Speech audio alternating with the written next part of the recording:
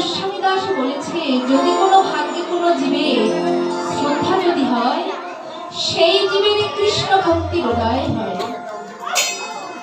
আমরা এখানে সাধু সঙ্গ করার জন্য এসেছি। শাস্ত্রে কি বলে? সাধু সঙ্গ সর্বশাস্ত্রে কয়, লও মাত্র সাধু সঙ্গ সর্বজীবের কৃষ্ণ ভক্তির উদয়। নিতাই গৌর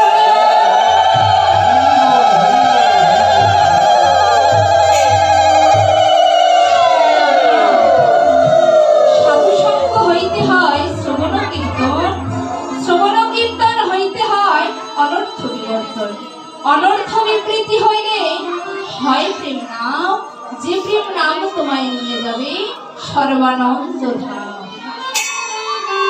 এই প্রেমটাকে একবারে হৃদয়ে ধারণ করুন। যারা একবারে প্রেমটাকে হৃদয়ে ধারণ করতে পেরেছে তারাই সর্বানন্দ ধামে পৌঁছে। ও মায়েরা, এক গেল, আর কি 2 নম্বর? 2 নম্বর কি কীর্তন? সংকীর্তন। সংকীর্তন কাকে বলে? উচ্চ উচ্চ স্বরে যে নাম গাওয়া হয় তাকেই বলা হয় সংকীর্তন। আমরা উচ্চ স্বরে যে নাম গাই, যেমন অষ্টপ্রহরী হয়, 16 প্রহরী হয়, সেটাই হলো সংকীর্তন। আর এক কীর্তন কি হলো? স্মরণ কীর্তন। ও মায়েরা, আমরা যারা বাড়িতে মারা মালা জপ করি না, তারাই কিন্তু স্মরণ কীর্তন করে।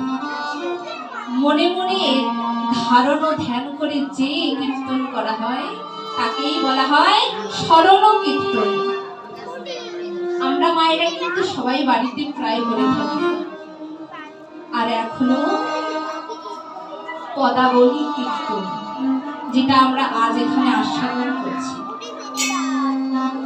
যেটা আজ আমি এখানে পরিবেশন করছি, মহাজনের পদ অবলম্বনে যে কীর্তন করা হয় তাকেই বলা হয় পদাবলী কীর্তন। হরি বল হরি বল।